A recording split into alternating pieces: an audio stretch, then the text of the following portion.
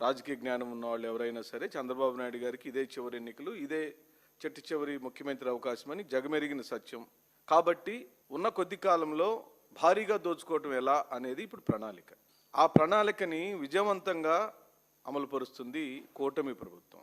సహజ వనరులను ఎలా దోచుకోవచ్చు, రాష్ట్రంలో ఉన్న ప్రజలను ఏ విధంగా దోచుకోవచ్చు, ఈ చేత్తో ఇచ్చి ఈ చేత్తో ఎలా తీసుకోవచ్చు, రాష్ట్రాన్ని బాగు చేసే అనుభవాన్ని పైకి చెబుతూ P4 అంటూ రాష్ట్రాన్ని అతలాకుతలం చేసే నాలెడ్జ్ని టన్నుల కొద్దీ తెలుసుకున్నారు చంద్రబాబు నాయుడు గారు.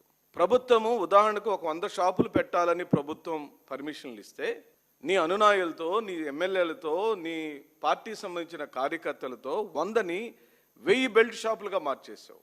100 షాపుల్లోనే కొనుక్కునే అవకాశం ఉన్న పేదవాడికి నువ్వు కిళ్ళి కొట్లలో, కిరాణా షాపులలో, వీధి చివరిలో ఉన్న చివరకు సాధారణమైన బంకుల్లో కూడా మద్యాన్ని ఏర్లై పారించిన చరిత్ర 2014-19 కాలంలో నారా చంద్రబాబు నాయుడుది.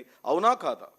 2014-19 మధ్యకాలంలో టీడీపీ ప్రభుత్వ హయాంలో 4380 మద్యం షాపులు, వాటికి అనుబంధంగా 4380 పర్మిట్ రూములు. సిగ్గుపడాలి కదండి. వైన్ షాపుల దగ్గర ఎవరైనా తాగడానికి అనుమతిస్తారా? నువ్వు ఇచ్చావు. 14-19 కాలంలో ప్రతి వైన్ షాప్ దగ్గర దానికి అనుబంధంగా అక్కడే కూర్చొని తాగడానికి నువ్వు వెసులుబాటు చేశావు. ఇంకా బార్ షాపులు, ఇంకా బార్కి వెళ్ళాల్సిన అవసరం ఏముంది? రహస్యం ఏముంది? వాళ్ళ ఆత్మగౌరవాన్ని నువ్వు దెబ్బతీసావు కదా.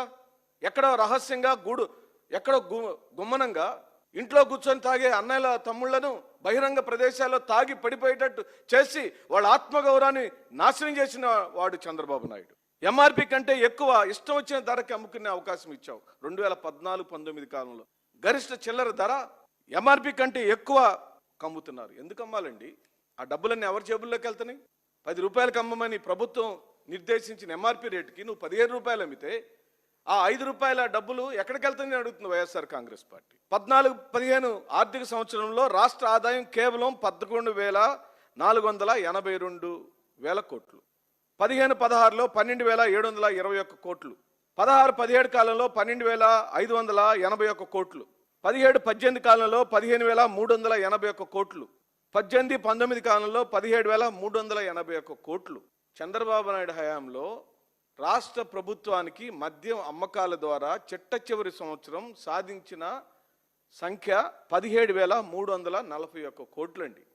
అంటే ధరలను విపరీతంగా పెంచావు, ఎంఆర్పి కన్నా ఎక్కువ డబ్బులు తీసుకున్నావు, విచ్చలవిడిగా బ్రాండ్లన్నీ తెచ్చావు రాష్ట్రంలోకి, షాపుల సంఖ్య పెంచావు, బెల్ట్ షాపులు పెంచావు, విపరీతంగా సిండికేట్ని తీసుకొచ్చావు, పర్మిట్ రూములు పెంచేశావు.